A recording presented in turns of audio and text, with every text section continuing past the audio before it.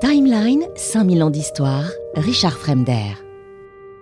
Après sa conversion, Clovis a réussi à étendre son royaume de plusieurs façons.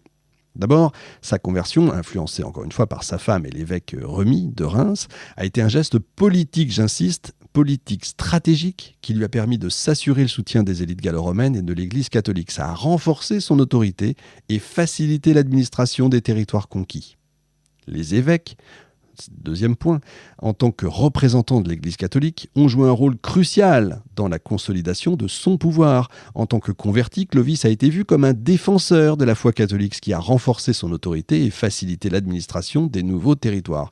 J'en ai parlé dans les royaumes barbares en Gaule, dans l'émission des royaumes barbares en Gaule, j'ai insisté sur les différences religieuses qui étaient très importantes.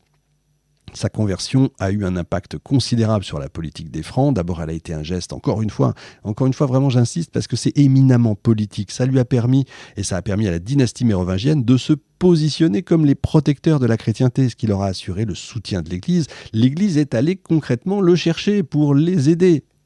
Cette alliance avec l'Église a renforcé la légitimité de Clovis et a facilité la consolidation de son pouvoir sur toute la Gaule.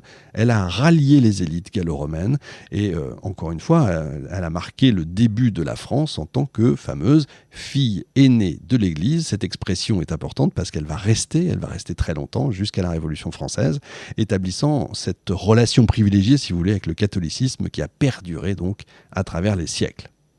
Clovis a pu étendre son territoire tout en préservant les liens avec les régions germaniques d'origine des Francs grâce à l'expansion vers l'Est qui a suivi sa conversion. Si vous voulez, suite à la conversion, il a tout réussi. Il ne s'agit pas de dire c'est grâce à la conversion, mais il s'agit de dire suite à la conversion, il a tout réussi. Point. Ce sont les faits. Enfin, j'insiste aussi sur ce point.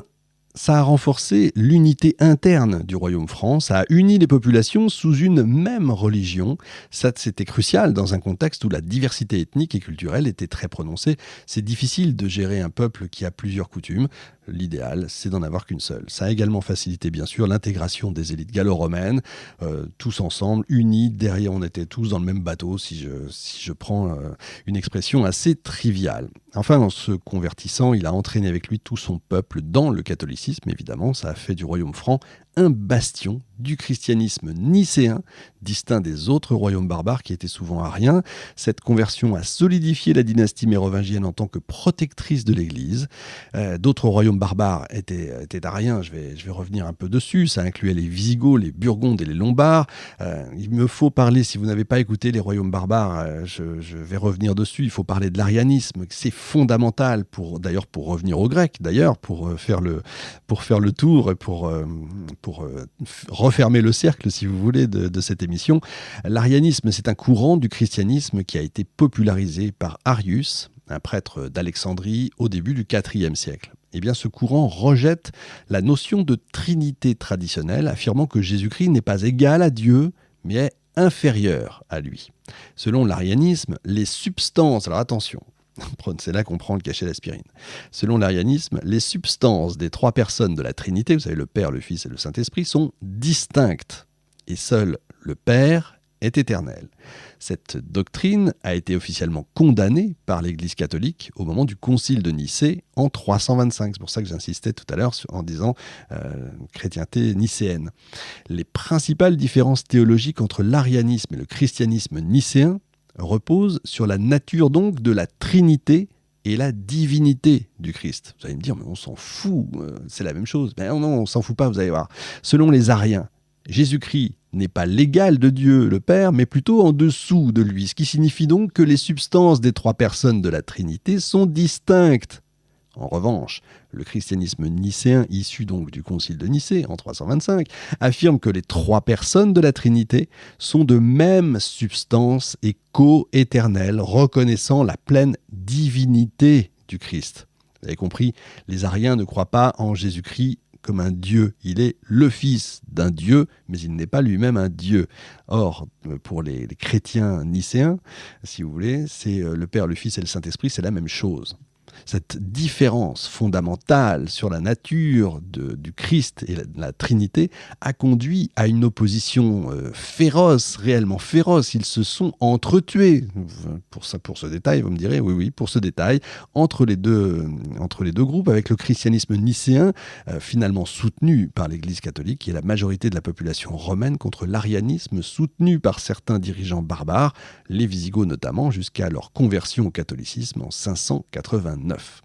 L'arianisme a été adopté par plusieurs royaumes barbares, notamment les Goths, en partie parce qu'ils fournissaient une structure religieuse distincte de celle des élites gallo-romaines catholiques, ce qui pouvait aider à maintenir une identité, encore une fois, distincte, tout en s'opposant aux autres groupes chrétiens. Vous voyez comme quoi la religion et le social et la politique sont extrêmement liés à cette époque-là.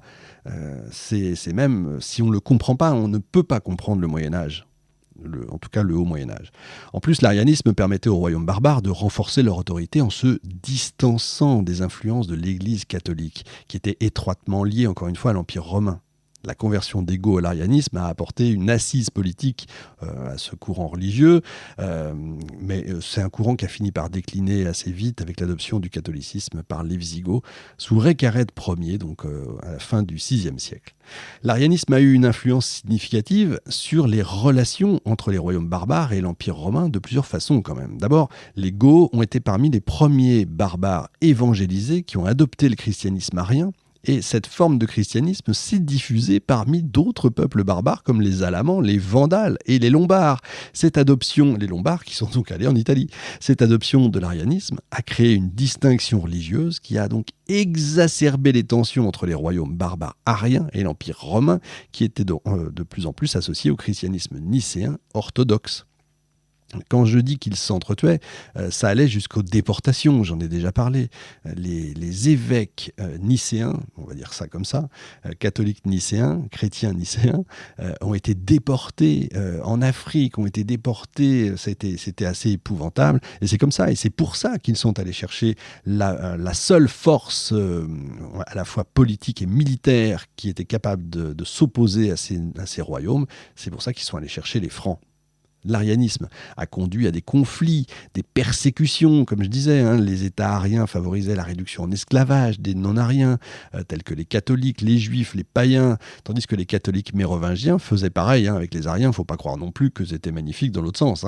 Ces dynamiques ont contribué à des tensions et des violences interreligieuses extrêmement graves.